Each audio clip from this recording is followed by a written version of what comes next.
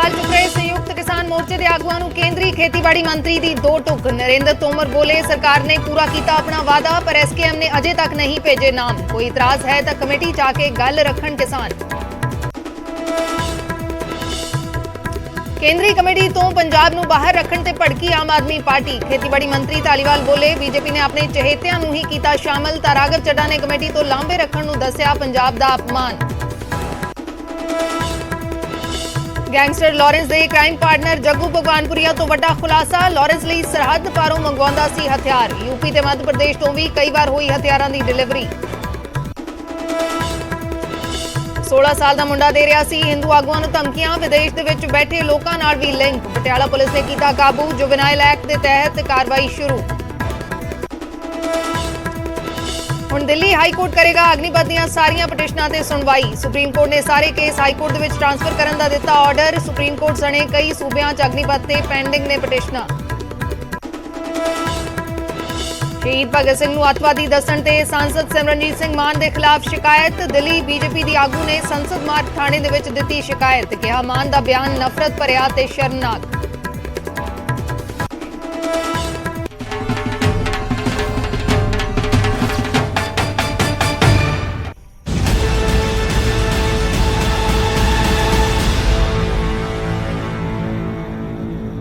सत श्री अकाल, मैं अर्शदीप संधू न्यूज़ 18 पंजाब हरियाणा हिमाचल देख रहे दर्शकों का स्वागत है। शुरुआत करते हैं किसानां तो। कमेटी बनी है, कमेटी नूं लैके केंद्रीय खेतीबाड़ी मंत्री नरेंद्र तोमर दा हुण वड्डा बयान आया है। उन्होंने कहा कि केंद्र ने अपने वादे मुताबिक कमेटी का गठन किया है। एसकेएम तो 3 नाम मंगे ने, संयुक्त किसान मोर्चे तो 3 नाम मंगे ने, एसकेएम ने नाम नहीं दिते। एसकेएम के 3 नामां दी थां छड्डी गई है। जे कोई इतराज है तो कमेटी दे विच आके गल रखण। सरकार पूरी पारदर्शिता दे नाल काम कर रही है। तो जिथे संयुक्त किसान मोर्चे के आगुआं ने इतराज जताया है, हालांकि एक कोई स्टेटमेंट असीं कहिए कि संयुक्त किसान मोर्चे दे वल्लों अधिकारित स्टेटमेंट अजे तक नहीं आई। उन्होंने कहा कि वह सांझे तौर पर फैसला लैणगे, लेकिन संयुक्त किसान मोर्चे के वक्खो वक्खरे आगुआं दे नाल न्यूज़ 18 ने गलबात की है। तो उन्हों का यही कहना है कि ये जिहड़ी कमेटी बनाई गई है उन्होंने मंजूर नहीं। इस कमेटी ते उन्होंने इतराज जताए ने। क्या है कि एमएसपी ते एक्सक्लूसिव कमेटी बने, एमएसपी नूं कानूनी गारंटी किवें दित्ती जावे, इस ते कमेटी दी असीं मंग कर रहे हैं। ये किसान आगुआं दा कहना है, संयुक्त किसान मोर्चे दे आगुआं दा कहना है। लेकिन ये जिहड़ी कमेटी है उस ते किसानां ने इतराज जताए ने, जिस तो बाद केंद्रीय खेतीबाड़ी मंत्री नरेंद्र तोमर दा बयान आया है कि वादे मुताबिक कमेटी का गठन किया है। जे कोई इतराज है तो कमेटी दे विच आके गल रखो। पिछले दिनों किसानों की समस्याओं पर विचार करने के लिए माननीय प्रधानमंत्री जी ने कहा था कि एमएसपी को प्रभावी और पारदर्शी बनाने, प्राकृतिक खेती पर बल देने और क्रॉप डाइवर्सिफिकेशन जैसे विषयों पर विचार करने के लिए एक समिति बनाएंगे। प्रधानमंत्री जी के घोषणा के अनुसार सरकार ने समिति का गठन कर दिया है। गजट नोटिफिकेशन हो गया है। इस समिति में किसान भी हैं, अर्थशास्त्री भी हैं, राज्य सरकारें भी हैं, नीति आयोग भी है और बाकी जो आवश्यक पक्ष होने चाहिए सभी पक्षों को इस समिति में शामिल किया गया है। यह समिति अपना कामकाज प्रारंभ करेगी और कृषि को और उन्नत बनाने के लिए और कृषि के समक्ष विद्यमान चुनौतियों का कैसे सामना करें, उसके लिए किस प्रकार की योजनाएं बनाएं, इस मामले में सलाह और सुझाव सरकार को देगी। संयुक्त किसान मोर्चा के आरोप है कि जो संयुक्त किसान मोर्चा का आरोप है कि मैं ये कह रहा हूँ कि कुल मिला के जब आंदोलन समाप्त हुआ, आंदोलन के जो नेता थे उनसे जो बात हुई है उसका पालन किया गया है। संयुक्त किसान मोर्चा से हम लोगों ने कई बार हमारे अधिकारियों ने चर्चा की कि वो 3 नाम सुझाएं, उन्होंने नाम नहीं दिए। तो आज भी कमेटी में आप देखेंगे कि वो स्थान रिक्त छोड़ा गया है। सरकार की तरफ से पूरी तरह पारदर्शिता है और जो कहा गया है उस दिशा में सरकार आगे बढ़ रही है। सर उनका आरोप है कि वही लोग हैं जिन्होंने उस कानून को बनाया था जिसके खिलाफ में देश भर में प्रदर्शन हुआ था, और मेजॉरिटी ज्यादातर सरकार के वो लोग हैं जो पुराने किसी बिल के समर्थक हैं। मुझे लगता है कि जो बात है किसी के मन में, वो जब कमेटी में आए तो कहें, फोरम खुला हुआ है। सर पर एक सवाल सर, अगर संयुक्त मोर्चा किसान के मेंबर उसमें नहीं शामिल होते हैं, क्या तब भी कमेटी अपना काम करेगी? पिछले दिनों किसानों की समस्याओं पर ਉਧਰ ਪੰਜਾਬ ਦੇ ਖੇਤੀਬਾੜੀ ਮੰਤਰੀ ਕੁਲਦੀਪ ਧਾਲੀਵਾਲ ਨੇ ਕੇਂਦਰ ਸਰਕਾਰ ਤੋਂ ਮੰਗ ਕੀਤੀ ਹੈ ਕਿ ਕੇਂਦਰ ਦੀ ਇਸ ਕਮੇਟੀ ਦੇ ਵਿੱਚ ਪੰਜਾਬ ਨੂੰ ਸ਼ਾਮਲ ਕੀਤਾ ਜਾਵੇ। ਉਹਨਾਂ ਨੇ ਕਿਹਾ ਕਿ ਦੇਸ਼ ਦੇ ਵਿੱਚ ਖੇਤੀ ਖੇਤਰ ਦੀ ਪੰਜਾਬ ਅਗਵਾਈ ਕਰਦਾ ਹੈ, ਇਸ ਕਰਕੇ ਪੰਜਾਬ ਨੂੰ ਨੁਮਾਇੰਦਗੀ ਦਿਓ। ਨਾਲ ਹੀ ਉਹਨਾਂ ਨੇ ਕਿਹਾ ਹੈ ਕਿ ਐਮਐਸਪੀ ਤੇ ਕਾਨੂੰਨ ਬਣਾਵੇ ਕੇਂਦਰ ਸਰਕਾਰ ਐਮਐਸਪੀ ਤੇ ਕਾਨੂੰਨ ਬਣਾਵੇ, ਯਾਨੀ ਕਿ ਕਾਨੂੰਨੀ ਦਾਇਰੇ ਦੇ ਵਿੱਚ ਐਮਐਸਪੀ ਨੂੰ ਲਿਆਂਦਾ ਜਾਵੇ, ਜੋ ਕਿਸਾਨ ਆਗੂ ਵੀ ਮੰਗ ਕਰ ਰਹੇ ਨੇ। ਕਮੇਟੀ ਨੂੰ ਲੈ ਕੇ ਕੇਂਦਰ ਤੇ ਉਹਨਾਂ ਨੇ ਸਵਾਲ ਚੁੱਕੇ ਨੇ, ਕਿਹਾ ਕਿ ਬੀਜੇਪੀ ਨੇ ਆਪਣੇ ਚਹੇਤਿਆਂ ਨੂੰ ਕਮੇਟੀ ਦੇ ਵਿੱਚ ਸ਼ਾਮਲ ਕੀਤਾ ਹੈ। ਆਮ ਆਦਮੀ ਪਾਰਟੀ ਨੇ ਵੀ ਇਸ ਤੇ ਇਤਰਾਜ਼ ਜਤਾਇਆ ਹੈ ਤੇ ਪੰਜਾਬ ਦੇ ਖੇਤੀਬਾੜੀ ਮੰਤਰੀ ਕੁਲਦੀਪ ਧਾਲੀਵਾਲ ਨੇ ਕਿਹਾ ਹੈ ਕਿ ਕੇਂਦਰ ਇਸ ਕਮੇਟੀ ਦੇ ਵਿੱਚ ਪੰਜਾਬ ਨੂੰ ਸ਼ਾਮਲ ਕਰੇ। ਨਾਲ ਹੀ ਉਹਨਾਂ ਨੇ ਐਮਐਸਪੀ ਤੇ ਕਾਨੂੰਨ ਬਣਾਉਣ ਦੇ ਲਈ ਕਿਹਾ ਹੈ। ਨਾਲ ਹੀ ਇਹ ਵੀ ਕਮੇਟੀ ਤੇ ਉਹਨਾਂ ਨੇ ਸਵਾਲ ਚੁੱਕੇ ਕਿ ਕਮੇਟੀ ਦੇ ਵਿੱਚ ਬੀਜੇਪੀ ਨੇ ਆਪਣੇ ਚਹੇਤਿਆਂ ਨੂੰ ਸ਼ਾਮਲ ਕੀਤਾ ਹੈ।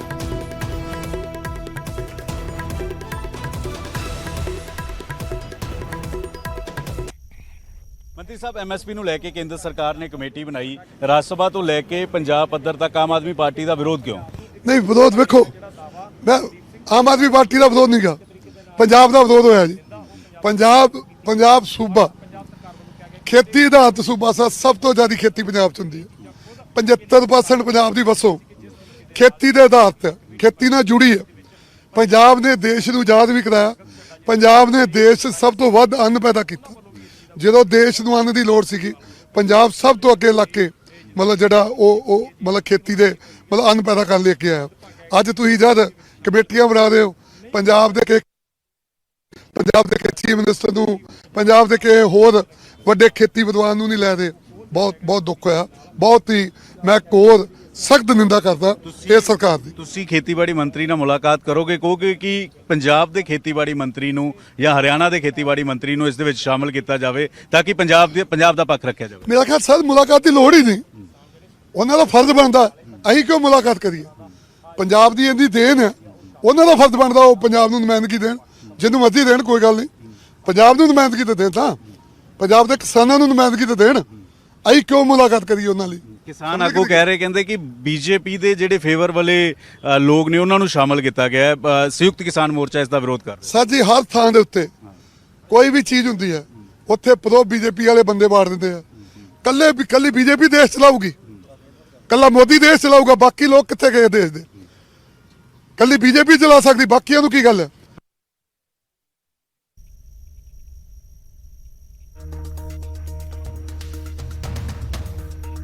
ਤਾਂ ਕੇਂਦਰ ਦੀ ਕਮੇਟੀ ਨੂੰ ਲੈ ਕੇ ਸਵਾਲ ਚੁੱਕੇ ਗਏ ਨੇ। ਕੇਂਦਰ ਦੀ ਕਮੇਟੀ ਦੇ ਵਿੱਚ ਜੋ ਮੈਂਬਰ ਸ਼ਾਮਲ ਕੀਤੇ ਗਏ ਨੇ ਉਸ ਨੂੰ ਲੈ ਕੇ ਪੰਜਾਬ ਦੇ ਖੇਤੀਬਾੜੀ ਮੰਤਰੀ ਨੇ ਸਵਾਲ ਚੁੱਕੇ ਨੇ। ਕਿਹਾ ਹੈ ਕਿ ਬੀਜੇਪੀ ਨੇ ਆਪਣੇ ਚਹੇਤਿਆਂ ਨੂੰ ਕਮੇਟੀ ਦੇ ਵਿੱਚ ਸ਼ਾਮਲ ਕੀਤਾ ਹੈ। ਉਧਰ ਸੰਯੁਕਤ ਕਿਸਾਨ ਮੋਰਚੇ ਦੇ ਆਗੂ ਵੀ ਇਸ ਕਮੇਟੀ ਦਾ ਵਿਰੋਧ ਕਰ ਰਹੇ ਨੇ। ਉਹਨਾਂ ਦਾ ਕਹਿਣਾ ਹੈ ਕਿ ਐਮਐਸਪੀ ਤੇ ਅਲੱਗ ਤੋਂ ਕਮੇਟੀ ਬਣੇ, ਐਕਸਕਲੂਸਿਵ ਕਮੇਟੀ ਬਣੇ, ਜੋ ਕਿ ਸਮਾਬੱਧ ਹੋਵੇ, ਟਾਈਮ ਬਾਉਂਡ ਹੋਵੇ ਤੇ ਉਸ ਦੀਆਂ ਰეკਮੈਂਡੇਸ਼ਨਸ ਸਰਕਾਰ ਮੰਨੇ। ਇਹ ਇਸ ਕਿਸਮ ਦੀ ਕਮੇਟੀ ਬਣਾਉਣ ਦੀ ਸੰਯੁਕਤ ਕਿਸਾਨ ਮੋਰਚੇ ਦੇ ਆਗੂ ਮੰਗ ਕਰ ਰਹੇ ਨੇ। ਦੂਸਰੇ ਪਾਸੇ ਖੇਤੀਬਾੜੀ ਮੰਤਰੀ, ਪੰਜਾਬ ਦੇ ਖੇਤੀਬਾੜੀ ਮੰਤਰੀ ਕੁਲਦੀਪ ਧਾਲੀਵਾਲ ਨੇ ਇਸ ਕਮੇਟੀ ਦੇ ਵਿੱਚ ਪੰਜਾਬ ਨੂੰ ਸ਼ਾਮਲ ਕਰਨ ਦੀ ਮੰਗ ਕੀਤੀ ਹੈ। ਉਹਨਾਂ ਨੇ ਕਿਹਾ ਕਿ ਦੇਸ਼ ਦੇ ਵਿੱਚ ਖੇਤੀ ਖੇਤਰ ਦੇ ਵਿੱਚ ਪੰਜਾਬ ਅਗਵਾਈ ਕਰਦਾ ਹੈ, ਇਸ ਕਰਕੇ ਪੰਜਾਬ ਨੂੰ ਇਸ ਕਮੇਟੀ 'ਚ ਸ਼ਾਮਲ ਕੀਤਾ ਜਾਵੇ। ਨਾਲ ਹੀ ਉਹਨਾਂ ਨੇ ਐਮਐਸਪੀ ਤੇ ਵੀ ਕਾਨੂੰਨ ਬਣਾਉਣ ਦੀ ਮੰਗ ਕੀਤੀ ਹੈ। ਐਮਐਸਪੀ ਨੂੰ ਕਾਨੂੰਨੀ ਦਾਇਰੇ 'ਚ ਲਿਆਉਣ ਦੀ ਉਹਨਾਂ ਨੇ ਮੰਗ ਕੀਤੀ ਹੈ ਤੇ ਨਾਲ ਹੀ ਕਮੇਟੀ ਨੂੰ ਲੈ ਕੇ ਕਈ ਸਾਰੇ ਸਵਾਲ ਵੀ ਚੁੱਕੇ ਨੇ।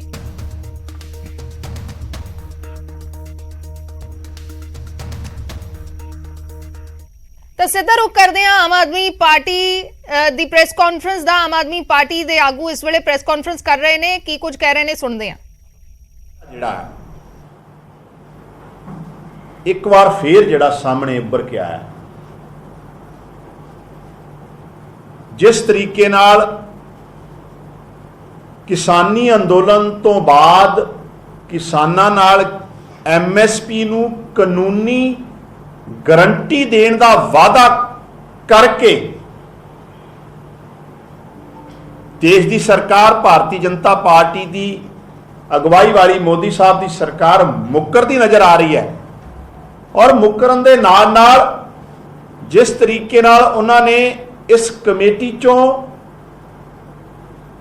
ਪੰਜਾਬ ਵਰਗੇ ਅਹਿਮ ਸੂਬੇ ਨੂੰ ਬਾਹਰ ਰੱਖਿਆ ਹੈ, ਜਿਹੜਾ ਕਿ ਕਿਸਾਨੀ ਨੂੰ ਲੈ ਕੇ ਹਮੇਸ਼ਾ ਦੇਸ਼ ਦੀ ਨੁਮਾਇੰਦਗੀ ਕਰਦਾ ਰਿਹਾ, ਦੇਸ਼ ਦੇ ਅੰਨ ਭੰਡਾਰ ਭਰਦਾ ਰਿਹਾ।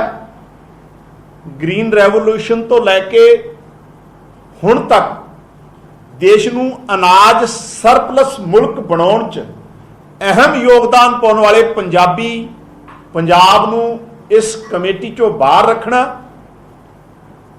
ਔਰ ਕਿਸੇ ਵੀ ਤਰੀਕੇ ਨਾਲ ਇਸ ਕਮੇਟੀ ਨੂੰ, ਜਦੋਂ ਅਸੀਂ ਪੂਰੀ ਉਹਦੀ ਕਮੇਟੀ ਦੀ ਮੈਂਬਰਾਂ ਦੀ ਲਿਸਟ ਪੜ੍ਹਦੇ ਹਾਂ ਔਰ ਉਹਨਾਂ ਦਾ ਏਜੰਡਾ ਪੜ੍ਹਦੇ ਹਾਂ, ਮਿਨੀਮਮ ਸਪੋਰਟਸ ਪ੍ਰਾਈਸ ਨੂੰ ਲੈ ਕੇ ਦੇਸ਼ ਦੀ ਸਰਕਾਰ ਕਿਤੇ ਵੀ ਗੰਭੀਰ ਔਰ ਸੰਜੀਦਾ ਨਜ਼ਰ ਨਹੀਂ ਆ ਰਹੀ।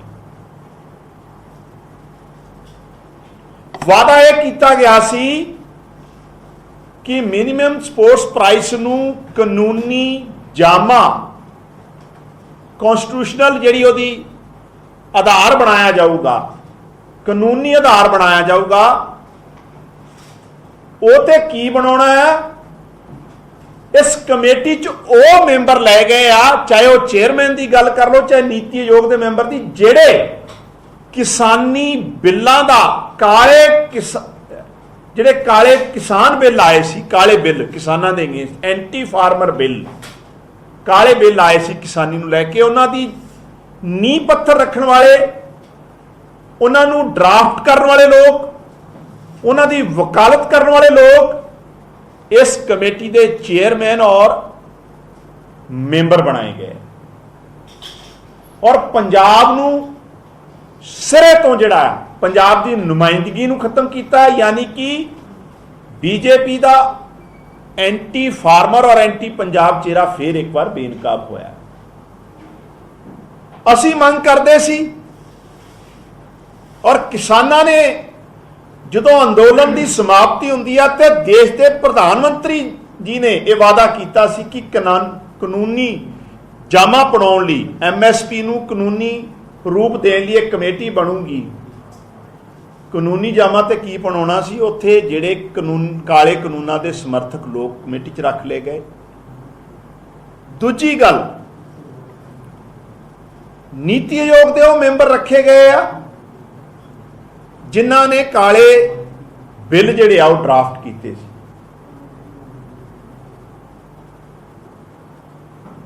ਔਰ ਅੱਜ ਸਾਡੇ ਰਾਜ ਸਭਾ ਦੇ ਮੈਂਬਰ, ਪੰਜਾਬ ਤੋਂ ਰਾਜ ਸਭਾ ਮੈਂਬਰ ਰਾਘਵ ਚੱਡਾ ਜੀ ਅੱਜ ਇੱਕ ਰੈਜ਼ੋਲੂਸ਼ਨ ਲੈ ਕੇ ਆਏ ਆ ਰਾਜ ਸਭਾ 'ਚ, ਜਿੱਥੇ ਉਹਨਾਂ ਨੇ ਕਾਮ ਰੋਕੋ ਪ੍ਰਸਤਾਵ ਜਿਹੜਾ ਆ ਸਸਪੈਂਡ ਕਰਨ ਵਾਸਤੇ, ਵਰਕ ਸਸਪੈਂਸ਼ਨ, ਔਰ MSP ਦੀ ਜਿਹੜੀ ਕਮੇਟੀ ਬਣਾਈ ਹੈ, ਜਿਹੜੀ ਕਿ ਸਿਰੇ ਤੋਂ ਨਕਾਰਤੀ ਹੈ ਕਿਸਾਨ ਜਥੇਬੰਦੀਆਂ ਨੇ ਵੀ ਔਰ ਅਸੀਂ ਵੀ ਨਕਾਰਦੇ, ਔਰ ਤੇ ਡਿਸਕਸ਼ਨ ਵਾਸਤੇ ਰਾਘਵ ਚੱਡਾ ਜੀ ਨੇ ਅੱਜ ਇੱਕ ਵਰਕ ਸਸਪੈਂਸ਼ਨ ਰੈਜ਼ੋਲੂਸ਼ਨ ਵੀ ਲੈ ਕੇ ਆਂਦਾ ਹੈ। ਲੇਕਿਨ ਮੇਰਾ ਸਵਾਲ ਉਹ ਧਿਰਾਂ ਨੂੰ ਆ ਜਿਹੜੇ ਪੰਜਾਬ ਹਿਤੈਸ਼ੀ ਬਣਦੇ ਸੀ, ਨਾ ਤੇ ਅਕਾਲੀ ਦਲ ਬਾਦਲ ਕੋਈ ਇਸ ਵਿਸ਼ੇ ਤੇ ਬੋਲ ਰਿਹਾ ਤੇ ਨਾ ਕਾਂਗਰਸ ਦੇ ਮੈਂਬਰ ਪਾਰਲੀਮੈਂਟ ਦੀ ਕੋਈ ਆਵਾਜ਼ ਜਿਹੜੀ ਆ ਬੀਜੇਪੀ ਦੀ ਇਸ ਐਂਟੀ ਫਾਰਮਰ ਮੂਵ ਜਿਹੜਾ ਉਹਨਾਂ ਨੇ ਕੱਲ ਕੀਤਾ ਆ ਜਾਂ ਕਮੇਟੀ ਬਣਾਈ ਆ, ਉਹਦੇ ਖਿਲਾਫ ਨਾ ਤੇ ਕਾਂਗਰਸ ਦੇ ਮੈਂਬਰ ਪਾਰਲੀਮੈਂਟ ਦੀ ਕੋਈ ਆਵਾਜ਼ ਸੁਣੀ ਅਜੇ ਤੱਕ, ਨਾ ਅਕਾਲੀ ਦਲ ਬਾਦਲ ਦੇ ਮੈਂਬਰ ਪਾਰਲੀਮੈਂਟ ਦੀ ਕੋਈ ਆਵਾਜ਼ ਸੁਣੀ ਹੈ। ਸੋ ਇਹ ਵੀ ਗੱਲ ਸਾਬਤ ਹੋ ਰਹੀ ਆ ਕਿ ਇਹ ਜਿਹੜੇ ਲੋਕ ਪੰਜਾਬ ਤੇ ਵੀ ਰਾਜ ਕਰਦੇ ਰਹੇ ਆ, ਕਿਸਾਨਾਂ ਦੇ ਨਾਂ ਤੇ, ਪੰਜਾਬੀਆਂ ਦੇ ਨਾਂ ਤੇ ਰਾਜਨੀਤੀ ਕਰਦੇ ਰਹੇ ਆ, ਇਹ ਦਿੱਲੀ 'ਚ ਜਾ ਕੇ ਹਮੇਸ਼ਾ ਐਂਟੀ ਪੰਜਾਬ ਜਿਹੜਾ ਧਿਰ ਹੈ ਉਹਦੇ ਨਾਲ ਖੜਦੇ।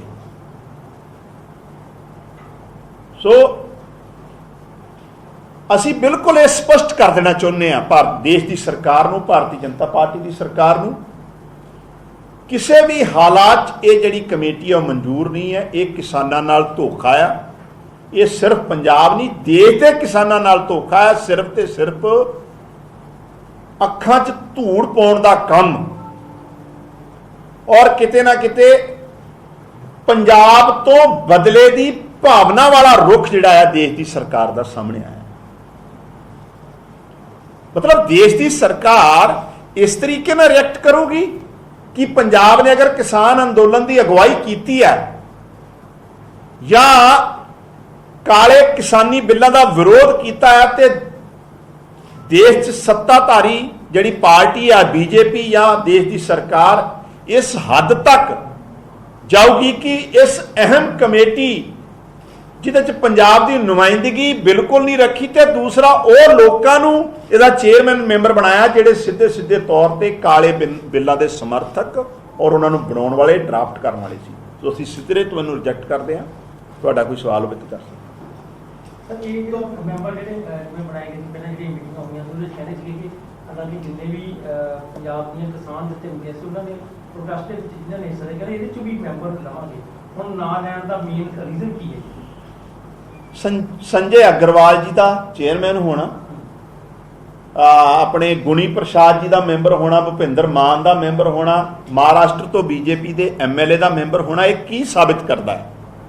ਮੈਜੋਰਿਟੀ ਆਫ ਮੈਂਬਰਸ ਔਰ ਚੇਅਰਮੈਨ ਅਹਿਮ ਜਿਹੜੇ ਬੰਦੇ ਉਹ ਬਣਾ ਲਿੱਤੇ ਗਏ ਇਸ ਕਮੇਟੀ 'ਚ ਜਿਹੜੇ ਆਲਰੇਡੀ ਕਾਲੇ ਬਿੱਲਾਂ ਨੂੰ ਜਿਹੜਾ ਆ ਡਟ ਕੇ ਸਪੋਰਟ ਕਰ ਚੁੱਕੇ ਔਰ ਉਹਨਾਂ ਨੂੰ ਉਹਦੀ ਜਿਹੜੀ ਬੁਨਿਆਦ ਰੱਖੀ ਸੀ ਉਹਦੇ 'ਚ ਉਹ ਬੁਨਿਆਦ ਨੀਂਹ ਪੱਥਰ ਰੱਖਣ ਵਾਲੇ ਲੋਕ ਸੀ। ਤਾਂ ਸਿੱਧੀ ਜੀ ਗੱਲ ਹੈ ਵੀ ਇਹ ਸਿਰਫ ਇੱਕ ਫਾਰਮੈਲਿਟੀ ਕੀਤੀ ਜਾ ਰਹੀ ਹੈ, ਅੱਖਾਂ 'ਚ ਧੂੜ ਪਾਉਣ ਦੀ ਗੱਲ ਕੀਤੀ ਜਾ ਰਹੀ ਹੈ, ਕਿਸਾਨਾਂ ਨਾਲ ਧੋਖਾ ਕੀਤਾ ਜਾ ਰਿਹਾ ਕਮੇਟੀ ਦੇ ਨਾਂ ਤੇ ਸਿਰਫ ਖਬਰ ਬਣਾਉਣ ਵਾਸਤੇ। ਦੇਸ਼ ਦੀ ਸਰਕਾਰ ਭਾਜਪਾ ਹਜੇ ਵੀ ਕਿਸਾਨਾਂ ਨੂੰ ਔਰ ਕਿਸਾਨੀ ਨੂੰ ਲੈ ਕੇ ਕਿਸੇ ਤਰੀਕੇ ਨਾਲ ਸੰਜੀਦਾ ਜਿਹੜੀ ਆ ਸਿਰੇ ਦੇਖਦੀ। ਜਿਵੇਂ ਖੇਤੀਬਾੜੀ ਮੰਤਰੀ ਨੇ ਦੇਸ਼ ਦੇ ਪ੍ਰਧਾਨ ਮੰਤਰੀ ਨੇ ਉਹਨਾਂ ਨੇ ਆ ਕੇ ਟੀਵੀ ਤੇ ਬਕਾਇਦਾ ਇਹ ਗੱਲ ਕਹੀ ਸੀ ਤਾਂ ਕੀ ਲੋਕ ਵਰਬਲੀ ਕਿਸੇ ਦੇਸ਼ ਦੇ ਪ੍ਰਧਾਨ ਮੰਤਰੀ ਤੇ ਜਾਂ ਸੈਂਟਰ ਦੇ ਕਿਸੇ ਮਿਨਿਸਟਰ ਤੇ ਯਕੀਨ ਨਹੀਂ ਕਰਨਗੇ ਜੇਕਰ ਇੱਦਾਂ ਹੋਵੇ? ਜਿਸ ਤਰੀਕੇ ਨਾਲ ਪ੍ਰਧਾਨ ਮੰਤਰੀ ਜੀ ਦੀ ਕ੍ਰੈਡੀਬਿਲਿਟੀ ਡਾਊਨ ਹੋ ਰਹੀ ਹੈ ਔਰ ਉਹਦਾ ਕਾਰਨ ਅਸੀਂ ਨਹੀਂ ਹੈ, ਉਹ ਆਪ ਖੁਦ ਹੈ। ਉਹ ਆਪਣੀ ਕਹੀ ਗੱਲ ਤੇ ਕਦੀ ਖੜੇ ਨਹੀਂ ਨਜ਼ਰ ਆਉਂਦੇ ਔਰ ਇਸ ਕਮੇਟੀ ਤੋਂ ਵੀ ਤੇ ਇਹੀ ਸਾਬਿਤ ਹੋ ਰਿਹਾ।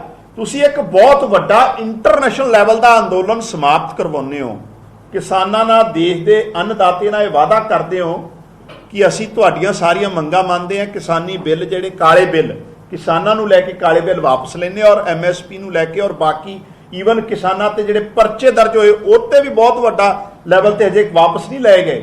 ਸੋ ਇਹ ਸਿੱਧਾ ਮਸਲਾ ਆਇਆ ਵੀ ਇਹ ਜਿਹੜੇ ਪਰਦਾ ਪਾਉਣ ਦੀਆਂ ਗੱਲਾਂ ਆ। ਸਰਕਾਰ ਨਾ ਤੇ ਕਾਨੂੰਨੀ ਅਧਿਕਾਰ ਦੇਣਾ ਚਾਹੁੰਦੀ ਐਮਐਸਪੀ ਨੂੰ ਜਿਹੜੀ ਕਿ ਬਹੁਤ ਜ਼ਰੂਰੀ ਹੈ ਔਰ ਉਹਦਾ ਕਾਰਨ ਹੈ ਕਿ ਪਹਿਲਾਂ ਵੀ 23 ਫਸਲਾਂ ਤੇ ਐਮਐਸਪੀ ਦੇ ਰਹੇ ਆ ਲੇਕਿਨ ਜਦੋਂ ਤਾਂ ਆਮ ਆਦਮੀ ਪਾਰਟੀ ਵਿਰੋਧ ਜਤਾ ਰਹੀ ਹੈ। ਇਸ ਕਮੇਟੀ ਨੂੰ ਲੈ ਕੇ ਸਵਾਲ ਚੁੱਕੇ ਜਾ ਰਹੇ ਨੇ, ਕੇਂਦਰ ਦੀ ਇਸ ਕਮੇਟੀ ਨੂੰ ਲੈ ਕੇ ਸਵਾਲ ਚੁੱਕੇ ਜਾ ਰਹੇ ਨੇ, ਵਿਰੋਧ ਵੀ ਦਰਜ ਕਰਾਇਆ ਗਿਆ। ਸਾਡੇ ਨਾਲ ਇਸ ਵੇਲੇ ਗੁਣੀ ਪ੍ਰਕਾਸ਼ जुड़े ने ਜਿਹੜੇ कि ਮੈਂਬਰ ਨੇ इस कमेटी ਦੇ, किसान आगू ने। गुणी प्रकाश जी, स्वागत है आपका न्यूज़ 18 पंजाब पर। विरोध लगातार जताया जा रहा है इस कमेटी के ऊपर, आम आदमी पार्टी ने भी विरोध जताया है, संसद में भी ये मुद्दा उठा, पंजाब के जो कृषि मंत्री हैं उन्होंने भी इस मुद्दे पर काफी विरोध दर्ज करवाया है और कहा है कि पंजाब जो कि कृषि के क्षेत्र में हम कहें कि सबसे आगे है तो उसको इस कमेटी में शामिल नहीं किया गया, सरकार का कोई नुमाइंदा इस कमेटी में नहीं रखा गया।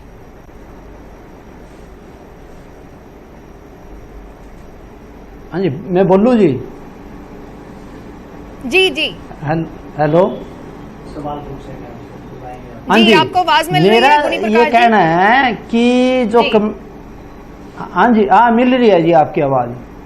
हाँ, मेरा ये कहना है जो ये एमएसपी पे जो सरकार ने कमेटी बनाई है उस कमेटी में हमारे कुछ महाराष्ट्र के, मेरे को, दूसरे को किसान नेता बुलाए गए।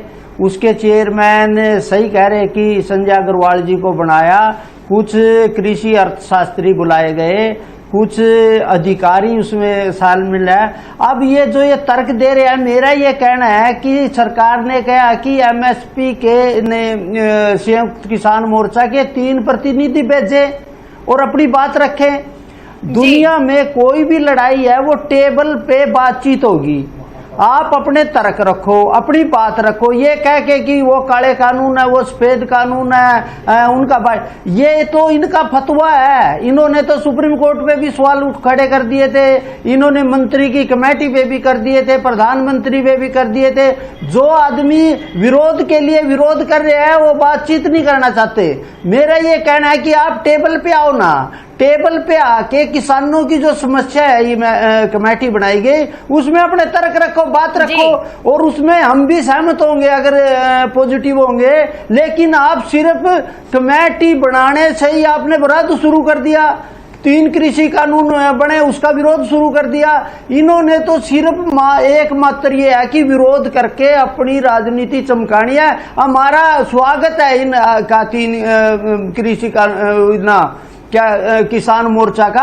आप अपने 3 प्रतिनिधि भेजो, वहां बैठ के बातचीत करेंगे, उसमें अपने तर्क रखेंगे, हम भी अपने तर्क रखेंगे। जो पंजाब के कृषि मंत्री हैं, उन्होंने भी ये मुद्दा उठाया कि एमएसपी कानूनी दायरे में आनी चाहिए, एमएसपी पे कानून बने। आपका क्या मत है कि एमएसपी पे कानून बनना चाहिए, एमएसपी पे कानूनी गारंटी होनी चाहिए?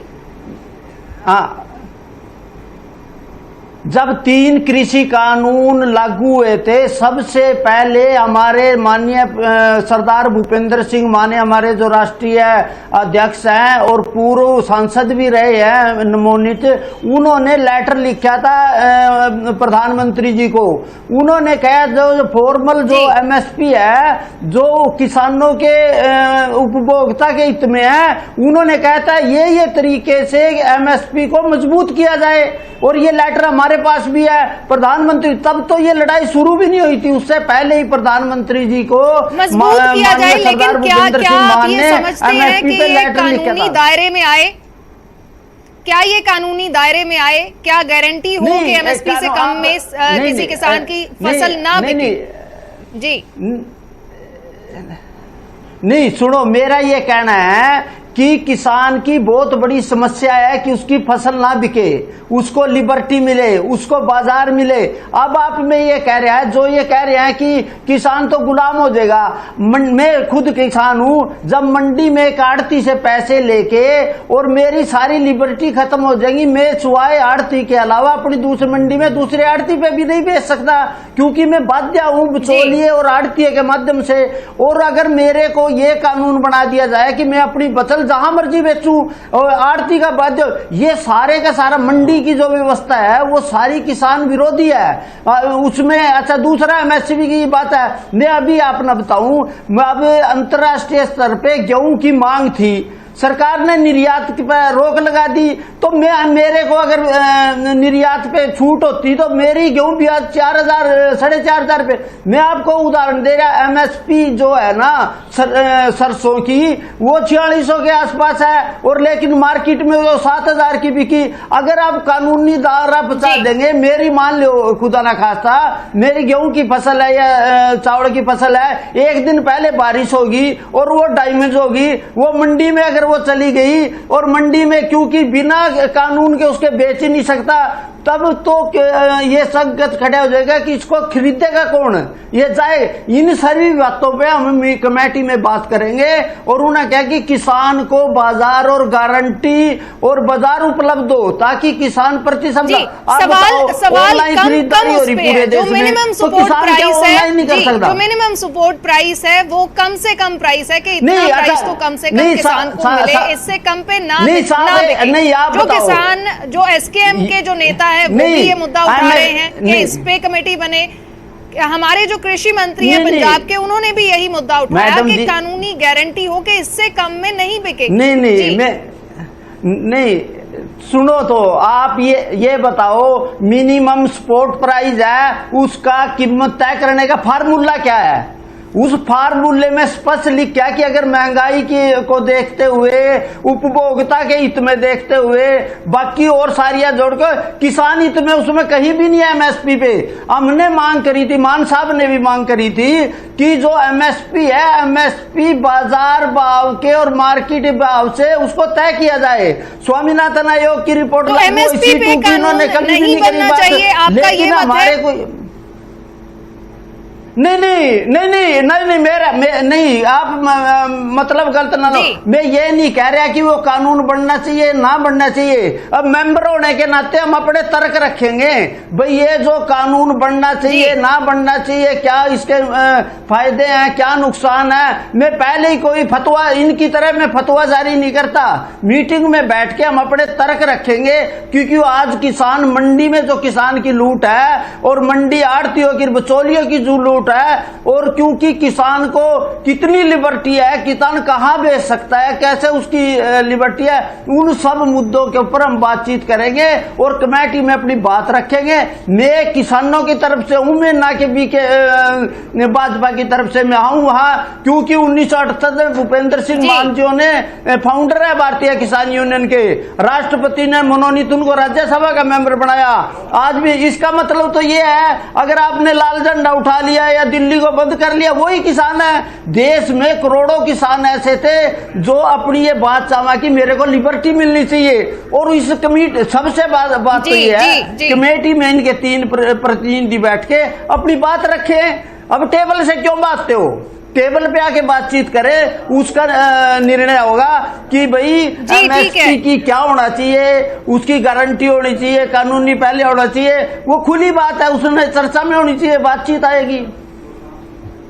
हाँ जी जी चलिए, शुक्रिया गुणी प्रकाश जी अपनी बात रखने के लिए। तो गुणी प्रकाश मैंबर ने उस कमेटी दे जो केंद्र दे ਵੱਲੋਂ बनाई गई है, ਤੇ ਉਹਨਾਂ ਦਾ ਕਹਿਣਾ ਹੈ ਕਿ ਟੇਬਲ ਤੇ ਆ ਕੇ ਗੱਲ ਰੱਖੀ ਜਾਵੇ, ਚਰਚਾ ਕਰੀ ਜਾਵੇ, ਪਹਿਲਾਂ ਹੀ ਕੋਈ ਫਤਵਾ ਨਾ ਦਿੱਤਾ ਜਾਵੇ। ਫਿਲਹਾਲ ਇੱਕ ਛੋਟੇ ਜਿਹੇ ਬ੍ਰੇਕ ਦੇ ਲਈ ਰੁਕਦੇ ਹਾਂ।